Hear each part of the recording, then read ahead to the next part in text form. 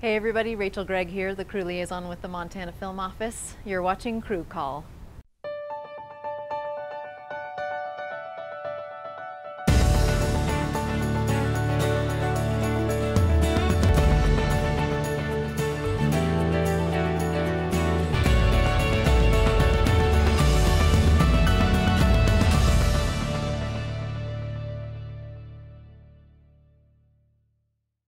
Hey everybody, Rachel here with the Film Office. Today on Crew Call we'll talk with Alex and Andrew Smith about writing, directing, and how growing up in Montana distinctly influenced their filmmaking careers.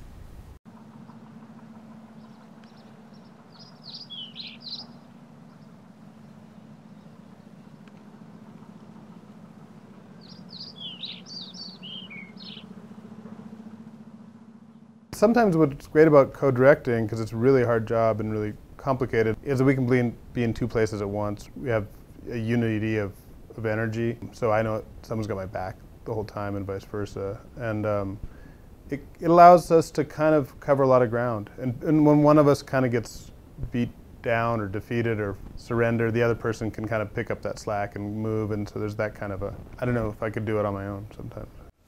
And sometimes we literally have been like at the end of the shoot on Wind in the Blood, we were separate units shooting in different locations at the same time, just because we had to get everything shot before we lost our lead. We realized in the edit that there's sometimes cuts from one shot to another that were shot simultaneously in two different locations. Sure.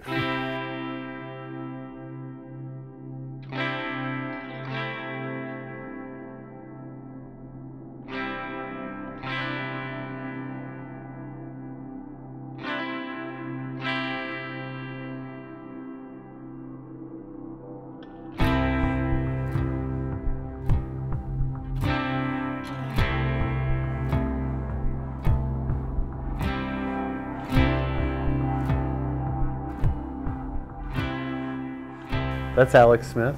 And that's Andrew Smith.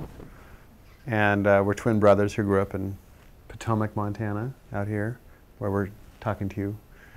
This is the house that we grew up in, this old hand-hewn log cabin that my folks built. And we grew up here and went to high school in Missoula, Montana, and left. Got out of Montana for a while and then have come back and made a couple of feature films here. The Slaughter Rule, which we made in Great Falls, Montana in 2000.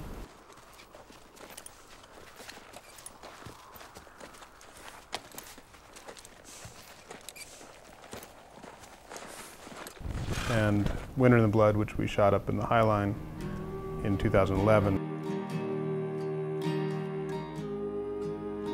We all had the blood of our enemy in our veins. We all have the same amount of blood. We've been writing together, separately and together our whole lives, and we realized while we were in college or just after college that we were in college, different colleges. We de-twinned for a while. That we were working on the same story. Yeah, both of us, unbeknownst to each other, were writing about this character, this basketball coach we had, who had been an interesting cat and sort of branded into both our brains, into our memories. This guy, and I started writing a short story, and you started writing a short film, or vice versa. I can't remember now. But we started talking to each other, and like, I'm writing about Big Jim. He's like, no, I'm writing about Big Jim. And we said, well, I guess we better share that one. So we started writing a story about this basketball coach, and over many drafts and many years, that became The Slaughter Rule. While we were writing, we were working crew. We spent about 4 years, each of us about 4 years in production. And I worked in everything from craft service to boom, moving into art department. Then I spent about 2.5 years working as a cameraman, camera assistant.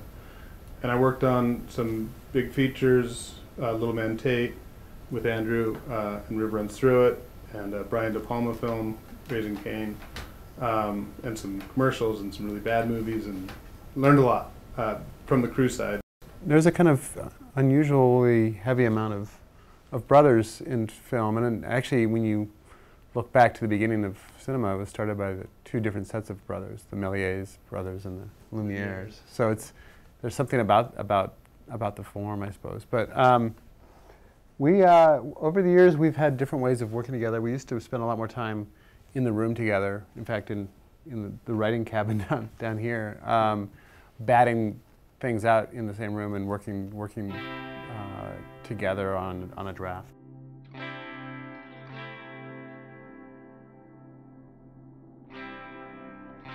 And as far as Montana goes, we've written a bunch of scripts that aren't set here, but the ones we've made are both Montana stories that were generated from true Montana experiences, taken into like a what if. One was ours, Slaughter Rules. We had an interesting partial season with this basketball coach when we were in high school, and said what if the stakes had gotten higher and things had gotten weirder, and the Slaughter Rules about a kid who's trying to figure out if his football coach is falling in love with him or not. And then Wind in the Blood, obviously, is from the James Welch novel, which is based on Jim's experience growing up. So they're both from Montana, and Jim being a Montana, us being Montana, they're sort of very unique Montana stories. But we try to make them, as specific as possible in a way to make them as universal as possible, which sounds strange, but if you think, like, if you try to make your hometown specific, it can trigger someone else's hometown. But if you try to make a generic hometown, it has no meaning. Except for on the CW.